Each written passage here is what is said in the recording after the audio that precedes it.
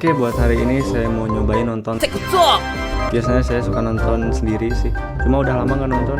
Kita nyobain nonton bareng-bareng aja di sini. Yaudah, jangan lupa subscribe. Kita langsung ke video. Beb, kita nih kan udah umur banget ya. Ngapain sih pacaran lama-lama, ya nggak? Iya, kenapa emang? Aku udah lama pikirin, dan aku hari ini udah siap mau nanya ini. Kamu mau nggak ngelanjutin ke jenjang yang lebih serius? Enggak. Kamu main TikTok nggak? Ini arahnya kemana ya? Main? Ya udah, kita putus ya. Lah, kirain mau ngajak merit. Nah, itu barusan adalah salah satu bentuk preventif untuk nyelamatin masa depan kita semua. Ingat bro, mencegah lebih baik daripada Oh, mengobati. gambaran saking takutnya cowok-cowok sekarang ya. Jangankan yang berstandar TikTok, yang ngedownload TikTok aja udah ngebuat kita putus asa. Betul. Karena standar kebutuhan cewek zaman sekarang berapa bro? 15 juta dong. Kalau gua ngasihnya 7 juta, Mau kondo. gua ngasihnya 7 juta. Ih, mau kondo banget. Berarti cowok kayak gue yang gajinya UMR. Ke laut aja dimakan megalodon. Dan semua itu lo dapat dari UMR di sini paling gede di Bekasi ya, kalau nggak salah 5 berapa loh. Dan kebanyakan di kita itu gajinya di bawah UMR. Ya kalau misalkan semua cewek berstandar kayak gini, mau nikah sama siapa? buat lu yang udah terlanjur nikah sama cewek yang otaknya udah terkontaminasi sama TikTok, lu pada nggak mau cerai kan? Gak mau. Mau hidup lu tenang sampai mati kan? Mau. Nah, ikutin langkah-langkah dari gue nih ya. Setiap kali bini lu main HP, perhatiin dari suaranya aja. Kalau udah kedengeran kayak begini, Aku tuh paling sebel banget sama orang. tuh alarmnya udah kenceng banget tuh pak, udah bahaya banget pak. Itu indikasi bahwa bini lu udah masuk ke dalam kaum. Bener banget bun. Ini udah bahaya banget ya. Pertama yang mesti lu lakuin, ambil paksa HP-nya. Setelah itu lempar jauh-jauh. Tinggal di uninstall aja lah, atau nge-unfollow yang kayak gitu. Terus akun TikToknya suruh nge-follow akun-akun berita aja. Abis ini pasti bini lu marah, pasti. Dasar laki-laki gak ngerti apa itu me time. Tapi nggak apa-apa, paling sehari 2 hari pak, betul nggak? Betul. Sebelum bini lu masuk ke dalam kaum lain seperti 1, 2, Cowok sayang ibu itu red flag. Stop mencintai suami, cintai dirimu sendiri. 3. Marriage is scary. Nah, punya bini kayak begini tuh scary bro, hati-hati. Ya emang durhaka sih nganggep cowok yang sayang ibunya itu red flag ya. Kalau udah kayak begini bentukannya, masih ada cara lain ngatasinnya, tenang aja. Pertama, lu ambil bininya, setelah itu lempar pelan-pelan dengan Oh, penuh iya, kehangatan iya. dan kelembutan. Terus bilang gini, baby, kamu harus banyak bersyukur ya. Doain Nah, papa ini supaya kasih papa makin edukasi sukses. guys. Ih, mau kondo banget. Ya, emang lempar aja sih. Di edukasi emang udah susah ya. Bener, yang paling susah adalah ketika cewek ngertinya kehidupan mereka harus sesuai sama apa yang mereka dengar dari Influencer. di TikTok. Padahal udah pasti influencer itu kehidupannya juga nggak sempurna kayak apa yang mereka bilang di TikTok. Iya, Kalau bini udah bener. munculin gejala kayak gini, Yang diposting di sosial media itu biasanya 90% kebohongan ya. Kalau yang susah-susah dalam kehidupannya mah ya nggak mungkin diposting lah. kalau bini lu udah munculin gejala kayak gini, Aku princess. Aku mau diperlakukan seperti princess.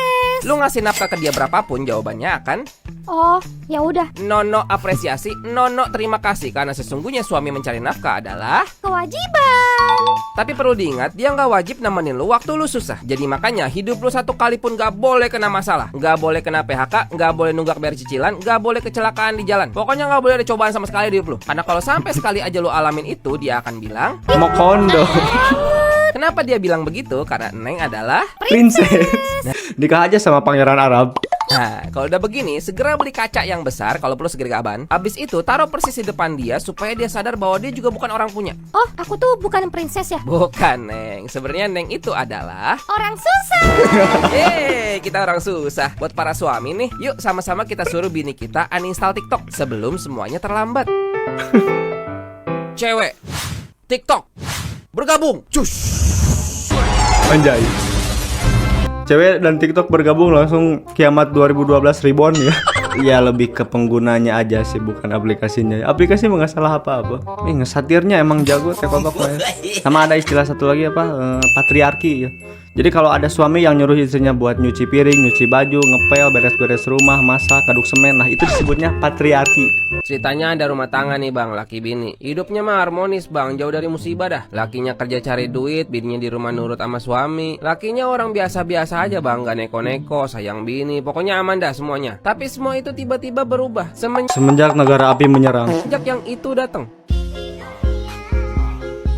Sebuah aplikasi gajah berinisial TikTok. Inisial sekali ya. Inisial TikTok sarang berkumpulnya manusia-manusia suci dari langit ketujuh datang untuk merusak moral umat manusia. Gue jelasin maksudnya apa, tenang aja. Di hari pertama pas lakinya lagi kerja terus bininya di rumah, iseng-iseng si bini buka TikTok, scroll sampai mampus, scroll, FYP banget orangnya. Tiba-tiba bininya nemu konten begini bang. Katanya suami yang gak pernah ngepost foto istri karena terlalu sayang istri, jadi gak mau istrinya dilihat orang lain. Nah bener, ya emang bener ya. Kan ada juga laki-laki yang ngeposting pasangannya itu gara-gara takut dinikmatin sama orang lain lah. Dinikmatin dalam artian, ya dinikmatin secara virtual lah. Apalagi istrinya kalau cantik ya. Belum tentu, bisa jadi dia lagi ngejaga hati seseorang. Lah udah bener yang atas.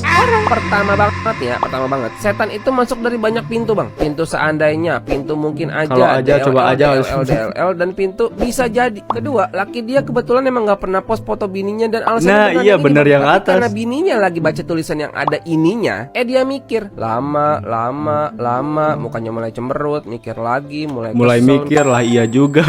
mikir lama, murka.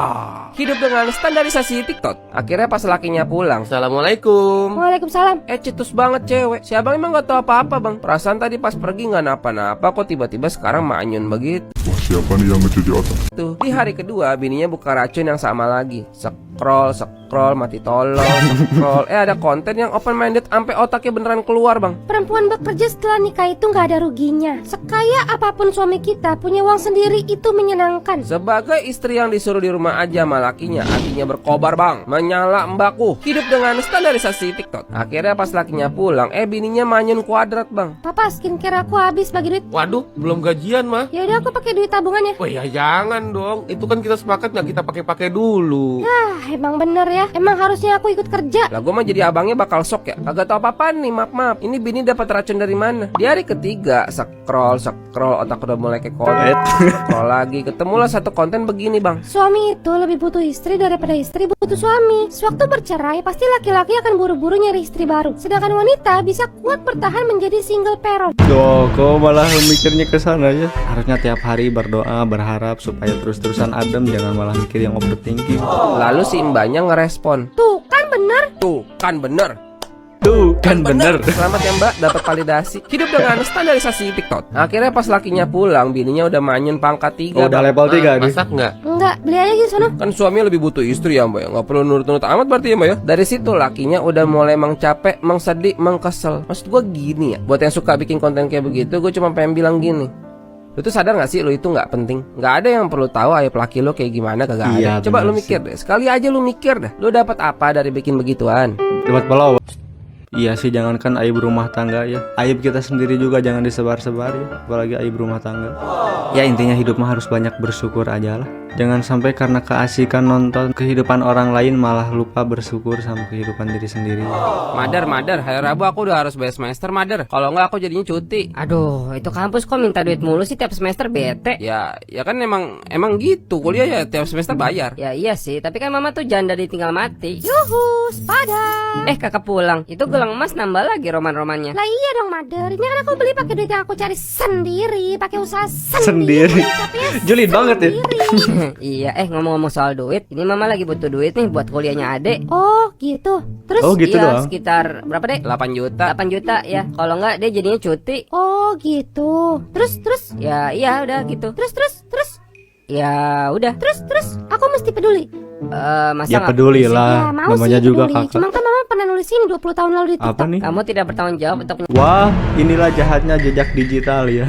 menyelamatkan orang tuamu dari kesulitan hidup mereka, baik itu finansial, emosional, atau lainnya. Tugasmu adalah menjadi anak yang tumbuh dan belajar, bukan menjadi orang dewasa dalam tubuh anak yang mengambil alih tanggung jawab orang tuanya. Emang dulu mama pernah nulis begini? Ya lihat dong ini akun siapa. Aku sih menolak lupa ya. Ya tapi kan ini mama nulisnya waktu masih kaya, waktu papa masih ada. Tapi ini Nah itu kan roda kehidupan itu berputar ya. Kita kadang di bawah, kadang di atas. Nah jangan karena kita di atas bikin statement-statement yang gak jelas, nanti sewaktu-waktu kita lagi di bawah malah ngejilat ludah sendiri. ini masuk akal sih. Mau kaya mau miskin ya anak gak perlu nanggung beban orang tua. Bener dong. Benar. Tapi kamu duit ada kan? Oh ada, banyak banget. Ya udah bantulah ade ini. Sorry, bantu adek atau bantu mama nih? Kan Waduh. ini tanggung jawab mama sebagai orang tua, bukan tanggung jawab adek ataupun aku. Iya tuh, betul tuh. Lagi aku baru mau ngambil mobil nih, kayaknya buat yang begitu-begitu nggak ada ya. Ya ampun kakak, itu nanti aja kali. Ini kan adik kuliahnya udah urgent. Makanya baca dong, situ dulu nulis apa? Apalagi nih? Apa? Kamu tidak dilahirkan untuk memenuhi kebutuhan orang tua atau orang lain dengan mengabaikan kebutuhanmu sendiri. Jika kamu diminta untuk mengorbankan kesejahteraanmu demi menyenangkan mereka, itu sebenarnya adalah bentuk kekerasan emosional. Sebagai seorang anak, kamu berhak menempatkan dirimu dan kebutuhanmu di tempat pertama. Jadi dari tulisan Anda ini, bagi aku yang penting mobil aku atau bayar kuliah orang gak jelas. Ya udah, anggap aja mama dulu ngigo, nggak mikir nulis-nulis begituan. Oh, tidak bisa, tidak bisa. Jejak digital selalu ada. Nah itu betul tuh. Kakak, mama kan juga pengen Ade bisa S1, Kak. Ini juga harapan papa pas masih hidup loh. Tuh, baca situ nulis apa tuh? Hidupmu adalah Anjir, milikmu apa lagi sendiri, nih? bukan alat untuk mewujudkan impian yang orang tuamu tak dapat capai. Kamu tidak harus menjalani hidup berdasarkan harapan Makan atau omongan impian sendiri mereka. ini, Kamu Bang. berhak memiliki impian dan jalan hidupmu sendiri. Kamu merasa nggak sih kamu lagi durhaka? Kamu tuh bikin mama sedih, tau nggak? Nih, lagi nih. Habis digoreng sama anaknya ini.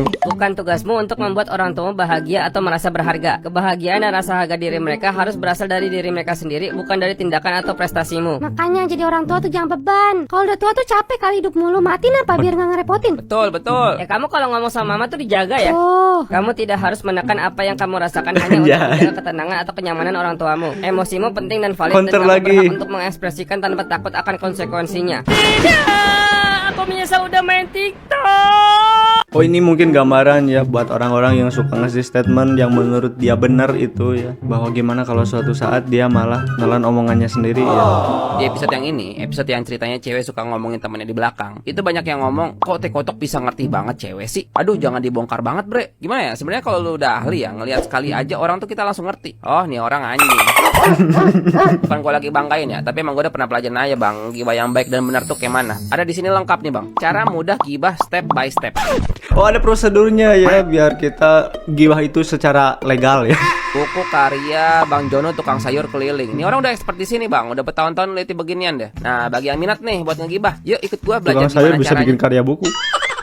Sekarang apa aja komponen yang dibutuhkan untuk ngegibah? Yang pertama itu kita sendiri. Ini digunakan sebagai pelaku utama ya, yang bertindak sebagai penggibah. Di sini kita pakai cewek ya, karena ya cewek ya. Lalu komponen selanjutnya adalah teman. Dia berguna Gimana, untuk gimana? membuat kita ngegibah ya. Kalau nggak ada dia berarti kita gila gitu. Teman gibah kita ini juga ada syarat ketentuan ya. Jadi Oh, orangnya nggak boleh ada ember. standarnya Karena kan ya. kita pengennya ngegibah tapi tetap pengen hidup damai gitu ya, nggak mau cari masalah aja. Ya kalau mau hidup damai mah jangan gibah lah.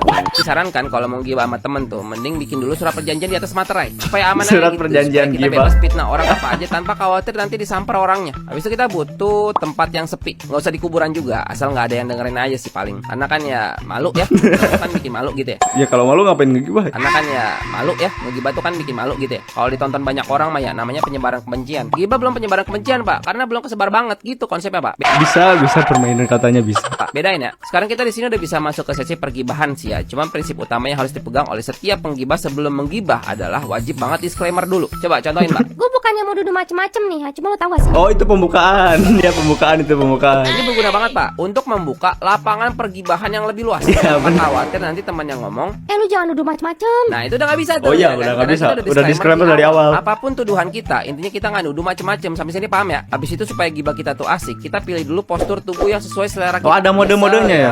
Yang ini deh. Nah, ini ngenyek banget nih. Mukanya minta ditampol banget kan ya. Setelah itu udah serada. Si Dewi kan tetenya gede banget ya. Nah, di sini ada dua pilihan nih, Bre. Oh, ini ada karakter halus, ada karakter barbar ya. Kita tinggal pilih nih yang mana. Mau cara halus atau cara barbar? Kalau halus tuh kita kayak sifatnya nanya gitu. Udah diapain aja tuh ya sama cowoknya. Atau cara yang barbar. Digempur habis sama cowoknya, udah sampai di mahakarya cowoknya itu gede begitu, bener. Nah, habis itu belum selesai. Untuk memaksimalkan gibahan disarankan untuk cocokologi. Jangan-jangan ya, mantan dia udah ngicip semua. Nggak apa-apa, berteori aja sebebas mungkin. Tanpa klarifikasi, tanpa informasi yang memadai, sebut aja semua yang mengindahkan gibahan Anda. Habis itu diakhiri dengan bahagia bareng.